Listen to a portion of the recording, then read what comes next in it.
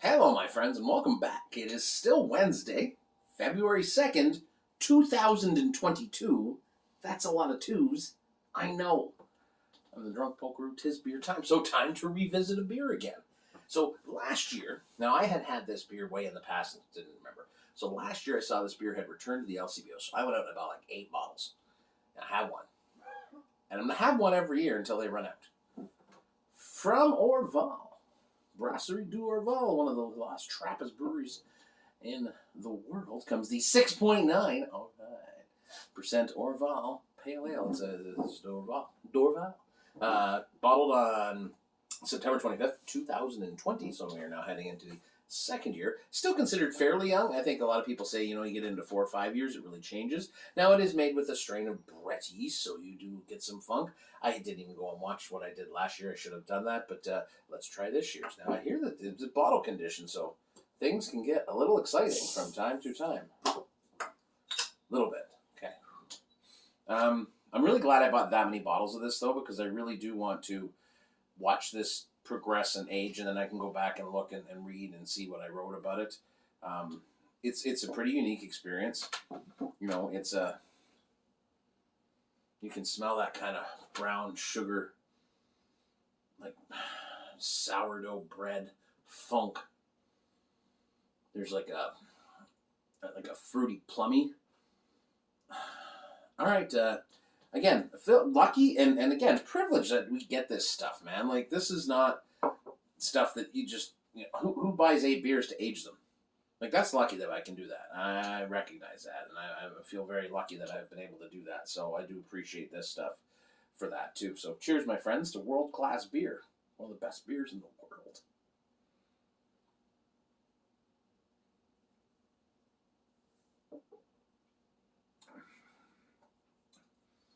So this is effervescent as all get out.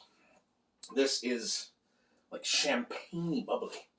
And it does have this citrus cut to it, this pithy citrus cut that there's notes of leather and a very nice spice. And there is some kind of bubblegum sweetness underneath that with some you get that like lemon, a little bit of lemon, but it's funky.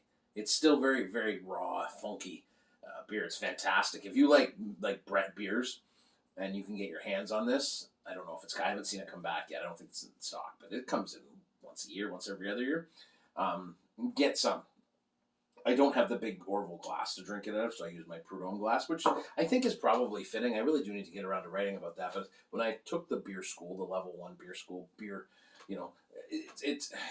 it did teach me to look at a beer in a different way, and I think that that's something I've really I'm beginning to appreciate a little more now that I reflect back on it. And this is one of those beers that I think, again, we talked about this beer earlier. We had like a fruity pale ale, and it was kind of weird, and it was what it was, and it has an audience, right? This beer too is one of the best beers in the world, but there's people that are going to be like, no, not for me, because it's bready. Like, I don't, Catherine's not going to like this beer. It's funky. It's got that kind of funk to it. And so, yes, is this one of the best beers in the world? 100% it is. Is it for everyone? Absolutely not. And that's why there's so many different styles of beer, so you can find your own. But this has evolved a bit. I do feel there is a maturation happening.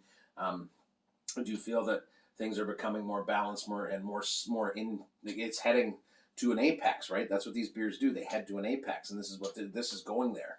So I think we're lucky that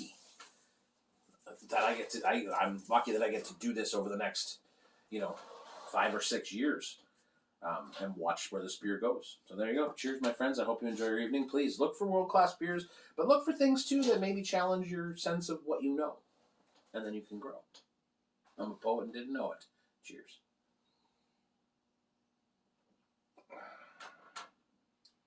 Yeah, there's something happening here. What it is isn't exactly clear.